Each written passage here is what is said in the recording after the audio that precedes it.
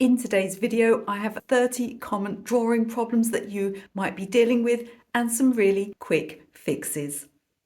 Now, I think when we come across a drawing problem, we all like to think that we're unique and we're the first person that's ever had that problem. But after many years of teaching real life students in real life situations and classes, I can tell you that everybody makes pretty much the same mistakes when it comes to specific objects and specific things that they're drawing. That's what we're going to go through today. I've got 30 really quick problems and solutions for you. I'm going to start out with some general tips and then we'll go on to specific things like houses, faces, landscapes and more. So let's get started. So problem number one, you're trying to draw something that's curved or rounded and it just looks completely flat. Let me show you how it's done. I've started sketching some toadstools. So what is it that makes something look rounded or curved? We can use shadow at one or both edges. If you think of this as being curved here, the part that's closest towards us is going to be lighter because things that recede always look more shadowed. So we can add some shadowed areas. I'll add some to the base as well, but mostly to the sides. I can do the same with the top here or any areas that are curved. It's also about the outside shape. So don't just look at something as being a smooth curve. Really look at it and see if there are any areas that maybe bulge slightly. You often get this with flower petals and leaves. A combination of outside shape and edge shading will make your object look curved.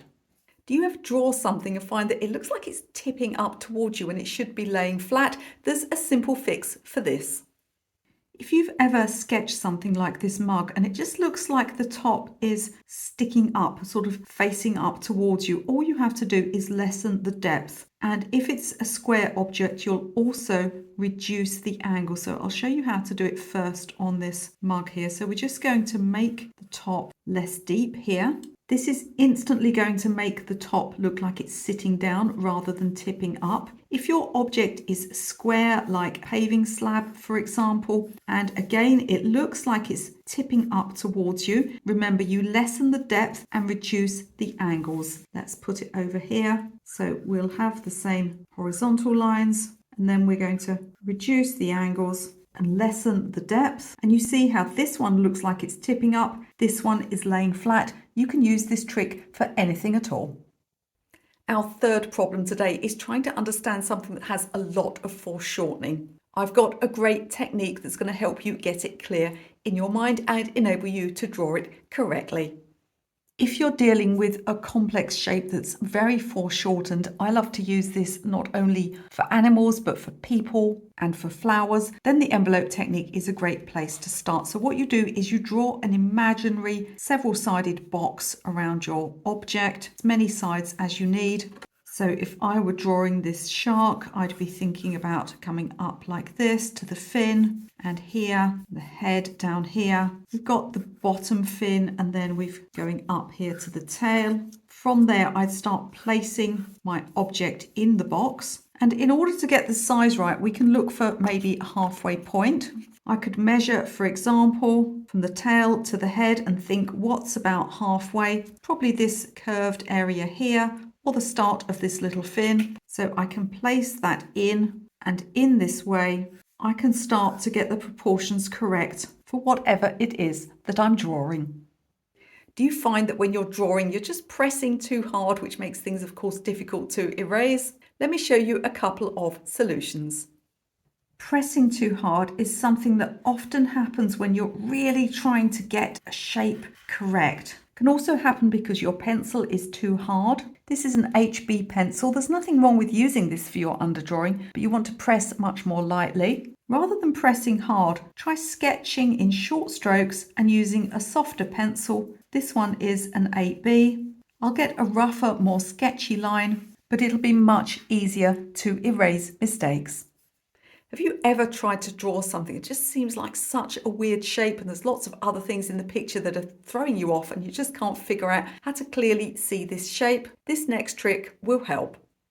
When I've got a photo like this and everything's very busy and it's quite hard to figure out the shape of some of these little boats, I don't want to trace them because that won't help me to improve my drawing skills, but all of the noise is quite distracting. So sometimes what I will do is take a piece of tracing paper, trace the shape of my object, And then rather than using that tracing, I can actually just draw by eye. Using my traced picture as a guide is really going to help me to understand the angles and the shapes that I'm looking at. I'll get a more realistic result, and I'm still improving my drawing by eye skills. Is your main problem that you just get everything in a big old smudgy mess? I've got a few ways that you can avoid this happening. I have 3 tips for keeping your paper smudge free. So the first one is only hold your paper by the edges. We all have oil in our skin and we don't want it all over the paper.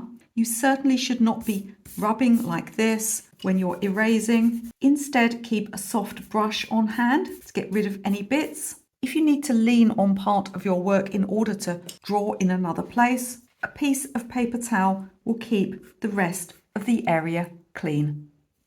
For number 7, are you struggling with those rubbish little pencil sharpeners? Let me show you the one that I use. Nothing in this video is sponsored, so you can take this as a recommendation. If you're constantly dealing with cheap rubbish pencil sharpeners like this one or some of the barrel ones you get, and just never get a good result, let me recommend my favourite Helix desktop sharpener. It's a little more expensive, but it'll give you a lifetime of sharp pencils. You can gather the shavings up in this little drawer so you don't make a mess. It's also got this grip here, you can bring it out. This is pulling the pencil into the blades. We turn the handle, and there you have a perfectly sharp pencil. Do you find that when you're trying to do shading in pencil, it just looks far too rough and you can't get that beautiful smoothness that you sometimes need? There's a couple of reasons why this might be happening. So let's fix this problem. If you struggle to get smooth shading, the first thing to look at is your paper. It absolutely could be your paper. You need to be using a good quality sketch paper. In Europe, we call that cartridge paper.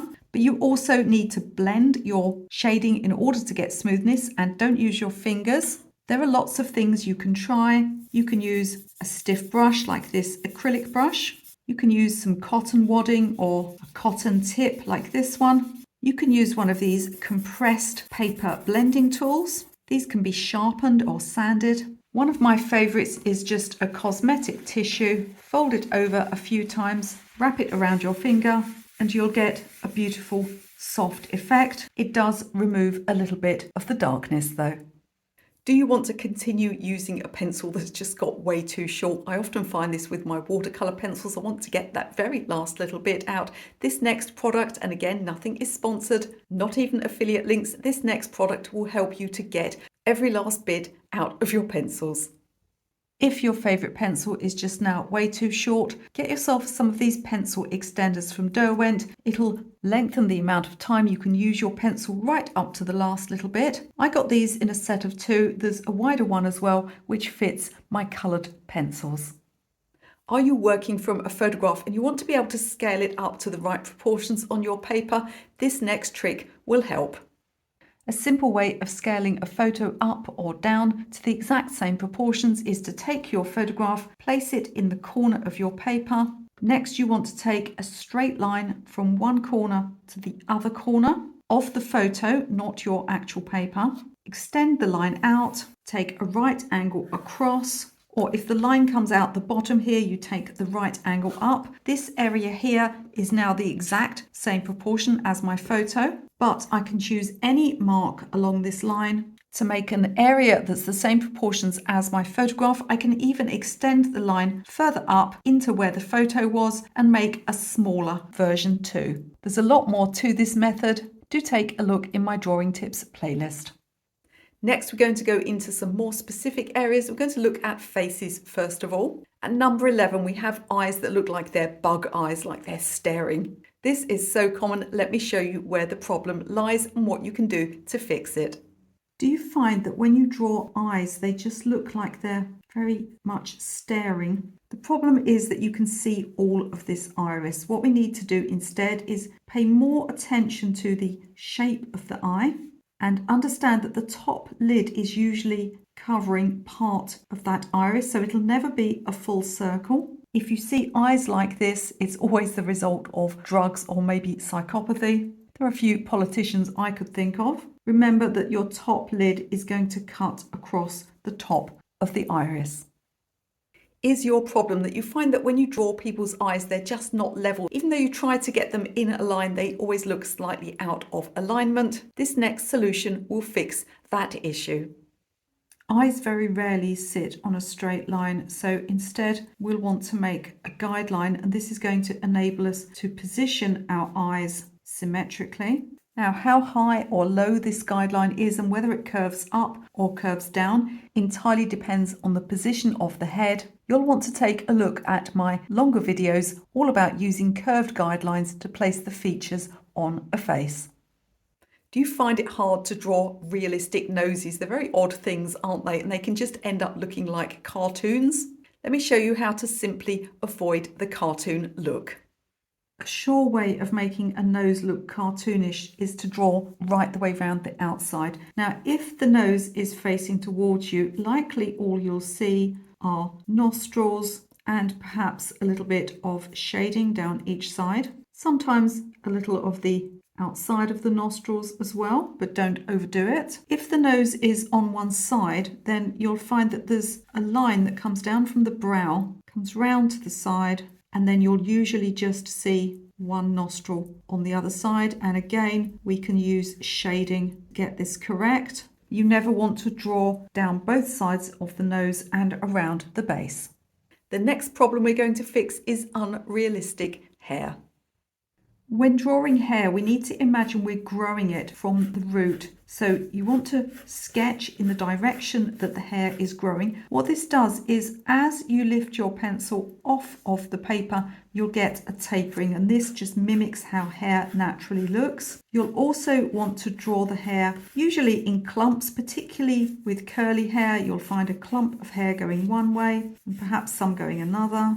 If the hair is shiny, you can also use an eraser, pick out some highlights as you keep working on growing your natural looking hair. There's a lot more about this in my online course, Complete Drawing for Beginners. You'll find details of it in this video description. It's a very extensive course that covers just about every subject you need to draw. But perhaps you really struggle with drawing lips. This next solution is for you. The best way to draw lips, whether open or closed, is to draw the center first. So you want to draw the center line of the lips. So really observe how that line looks, and then you'll be able to build your lips around that center line. It's the middle part that decides how anything else looks. And if the mouth is open, you'll again want to get that center line correct before you start to add your details. We are halfway through, and before we go on to tip number 16, can I ask you if you could just quickly please press that like button, that thumbs up button. Do consider sharing this video with a friend that might find it useful. Most of all, I want you to subscribe to the channel. It's completely free and we are fully cat approved. Our next set of problems I've put under the general heading of still life, but really when you look at still life, if you look at something like a box, it could easily be a house. So I come across these problems that students have most often with still life. They can apply to lots of things, and the first one is an uneven ellipse. Maybe you don't even know what an ellipse is, which is fine. I'm going to show you where people go wrong and how to fix it. Earlier we looked at how to stop our ellipse on the mug from tipping upwards, but let's look at actually drawing ellipses. We find them all over the place, from pots and bottles to garden containers, and I find that beginners tend to draw them like this, in dotted lines, because they're not sure of the shape. We end up with something with corners. Now, an ellipse is a circle viewed on the side. It can't ever have a corner. Instead, you want to keep your hand still and draw from the shoulder in a smooth method like this. You get multiple lines, but you can then, when you're happy with it, pick out the one you want, and you're going to get a much more natural result, and it's not going to have any corners. You can take a cross through the middle. You'll then be able to check if each corner is the same as the others and adjust anything you think needs adjusting. Some people do suggest to put the cross in before you draw the ellipse, but I find it's quite hard to draw around that cross, so I prefer to do it afterwards and check if I've got things right. Remember that when you're doing pottery and things like that, nothing's going to be 100% symmetrical. We don't need perfect, just good enough. Once you've got your ellipse correct, do you find that still when you draw a vase or a mug or something sat on a table, the base of it just doesn't look right? This one is a typical optical illusion, a trick that your brain is playing on you. Let me show you where everybody goes wrong and how to fix it. Do you find that when you draw something like a vase on a table, the bottom looks wrong? What a lot of people do is because the table is flat, they think that this makes the bottom of the receptacle flat too. But that's not actually how it works. We're going to curve this base. There's actually, though we can't see it unless we've got transparent glass, there's actually another ellipse in there. And depending on your viewpoint, it's likely to be deeper than the ellipse above. So if you're just looking at something that's on a table, this base curve is going to be deeper than the curve at the top. One common problem with tall items like vases or columns on buildings is a lack of symmetry. You just can't seem to get both sides looking the same. I'm going to show you how to do it. Do you find it hard when drawing a tall item to get it looking symmetrical? Let me show you a quick trick. So pick roughly where you think the center should be. You don't have to get this right. So we're going to take a guideline here. We can see how far out we are.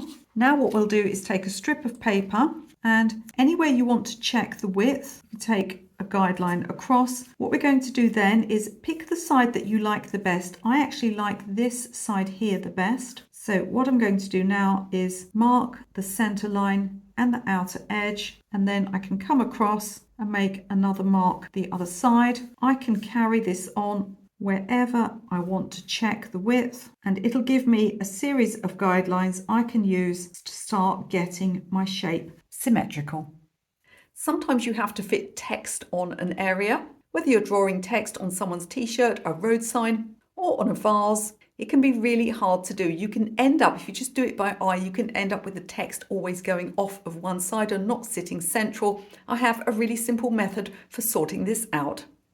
Let's assume that this vase has some wording on it. I'm going to use the word pretty. So first of all, I'm going to draw a bit of a guideline because the letters will curve as well. Now we take our word and find the center of it. That will either be a letter or a space. Here we've got 6 letters, which is even. So the center is going to be our space there. We're going to find the center here. Let's say that I want the wording to come to here. And we've got 3 letters each side. So here's our space, and then we need to fit 3 in here, so we can do 1 and 2. From there, we can start to fit our letters in. Now, there are other things that will affect these letters. For example, they'll get smaller and closer together as they go out towards the sides. Let's not worry too much about that sort of perspective. It also works if you're putting something on a flat surface, like a sign. Again, you're going to find that center point where you want the letters to end, and then put the right amount of lines or dots in between so that, again, you can fit everything in.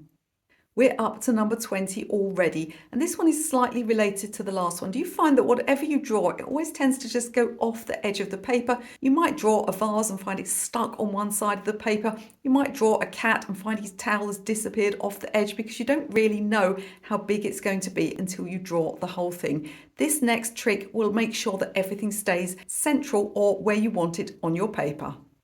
So we touched on this earlier with our shark, but if I want to make sure that something fits in my paper, the worst thing I can do is just start randomly drawing because I don't really know how big or small it's going to be. Instead, I'm going to find either the width or the height, depending which is longer, and we can check that because it can be deceptive on a foreshortened picture like this. So here's my width, here's my height, so much wider. What I'm going to do now is I'm going to make a mark, and I'm going to say to myself, my shark is not going to come further right than this, and it's not going to come further left than this. Within that space, I'll make my drawing. I might find a halfway point and mark that, upper and lower points. I'm not allowing this picture just to take me off in any direction. I've no idea how big or small it's going to be. I'm defining it from the start and saying it will not be bigger than the space I have set for it here. Have you ever tried to draw something sort of spiral and conical like a spire on a church or perhaps a seashell and just find that everything goes a little bit wiggly and it all ends up looking wonky? There's a simple way to fix this. Let's look at it now. In order to draw this spiral object, I'm going to need some guidelines so that it doesn't end up being all twisted, because we see it's this nice conical shape. I'll also think about a center line. Now the center line won't necessarily be halfway. It will be where I would take between this part here and this part here. So that's where the spiral is. And then of course this part of the shell is on top. So I'd think about sketching a triangle. I'm just doing this by eye with the seashell just in front of me, and perhaps a center line which comes downwards. What this enables me to do is then to work within that area, and these guidelines are going to keep me nicely on track. I can use the center to see where the bottom part of the shell is. Now I've got a nice symmetrical effect at the top here because I started out with those lovely guidelines. Next up, we're going to look at some tips that do apply quite often to botanical items. I'm going to start with flowers that don't look quite the right shape. Almost all flowers come from a center point like this. Now, one mistake I see people make when drawing petals is if they can't see all of the petal, they'll just start randomly adding in like this. Now, if we were to continue that line on, we see that it doesn't come anywhere near the center of the flower. So instead, if you're drawing a petal that's somewhat hidden, you still want to imagine how it comes up from the center. This is going to make it look much more natural. Consider where your petals would be if the line continued. Would they find the center of your flower? Do you find it hard to accurately draw a leaf? Starting around the outside, it can just end up completely the wrong shape. This next trick will help. Leaves can be hard to draw, so rather than try drawing around the outside, start with the stem in the middle. Observe what sort of shape it is. Once you've done this, it's going to enable you to be able to draw the leaf much more effectively and get the shape correct. So we've looked at how to do large or smooth-sided leaves. What about leaves that have serration? Again, it can be very easy to go offline. You're trying to do all those little zigzags and you lose the shape. This next trick is going to sort this out for you.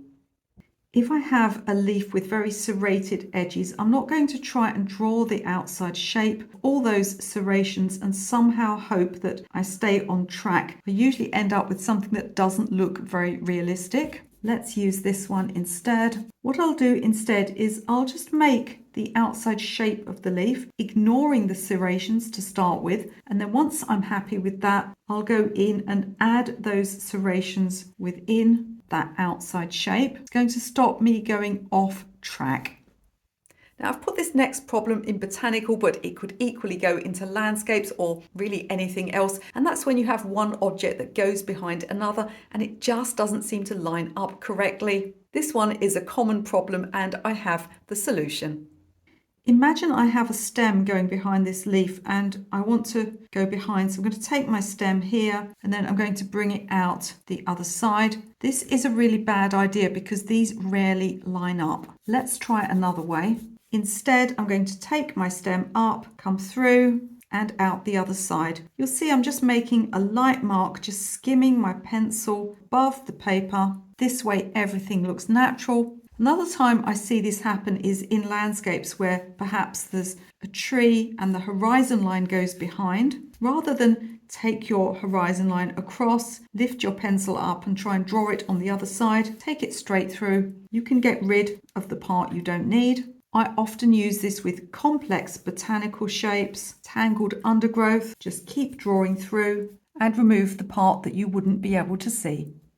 In our last section, we're going to take a look at buildings and landscapes. And this first one is a complaint I hear all the time. Michele, my landscapes just don't have any depth. Now, part of that can be to do with the actual shape and the perspective, but there's another tip that's going to help too.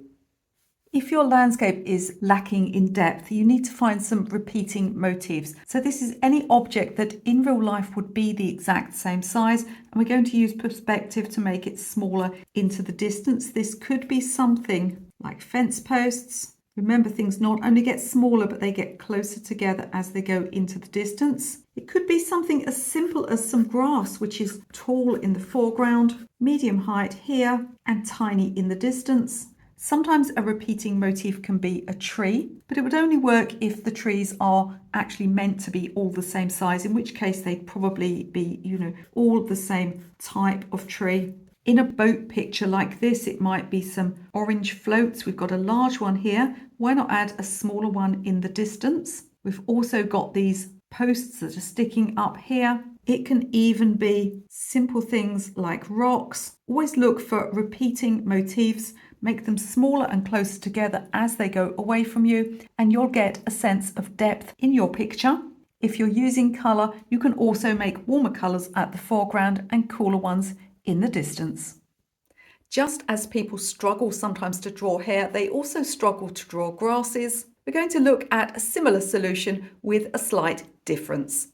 So we looked at drawing hair earlier, and we talked about how lines need to taper as they go up. It's the same with grass. Look at how natural this looks, and yet if I go in the opposite direction, you see I get this very blunt, stubby look to the top of the grass. So you want to go up and out. And the thing with grasses is they cross over each other as well. So after you've done a few going up, you can have one or two crossing over and get a lovely natural effect. Do you struggle to draw a house that looks quite natural? Looks like it was actually put up by a builder. Now, I have a whole video on drawing houses, but this one quick tip is going to help you to start to get this correct.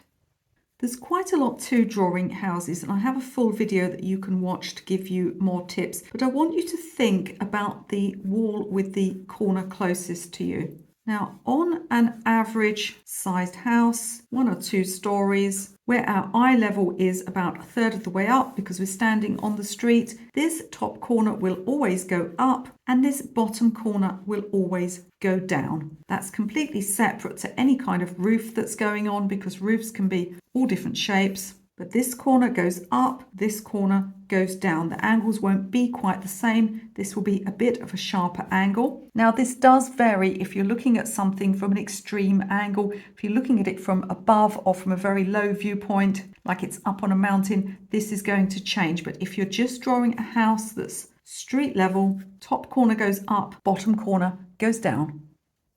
Now you've built your house, it probably needs some windows, and I often get asked, do the windows align with the roof or do they align with the base of the house? The answer is neither. Let me show you a quick tip for getting this right.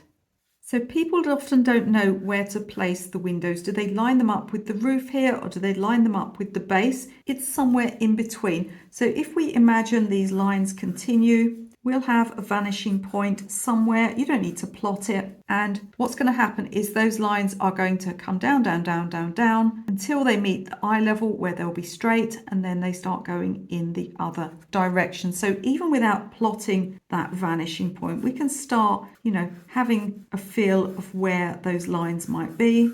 In this way, you can make some guidelines that you can then place your windows in with some uprights, remembering that they'll get narrower and closer together as they go into the distance.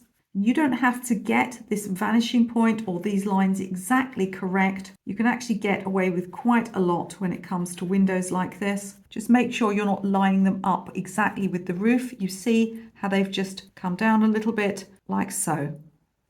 Have you ever tried to place something in the center of a building or a wall, but that wall or building is at perspective? In other words, it's tipped at an angle. How can you find the center? When I was shown this, it was such a light bulb moment, so I'm happy to share it with you. I want to place a door in the center of this wall here, but because it's at an angle, I'm not quite sure. It's probably moved in some way. So let's find the center point of this angled wall by taking cross here and here. This will be the center point of our wall. Now, this isn't much different to how we might imagine it, but this also works on very extreme angles. So let's say we have a wall that's quite long going into the distance. Again, we can find the center point just by placing a cross from corner to corner. So do let me know in the comments which ones of these problems, or I should say these solutions, you found most useful and intend using in your own work. Don't forget to have a look in the video description. You'll find my drawing tips playlist linked down there. So if there's anything you saw in this video you need a bit more information on, there's lots of free videos on this channel to help you. You can also find details down there of my paid online courses, including my most popular course, which would be, of course, Complete Beginner's Drawing. You can also find watercolour classes and mixed media classes down there too. If you enjoyed this video, I'll put up another drawing video that you can watch right now.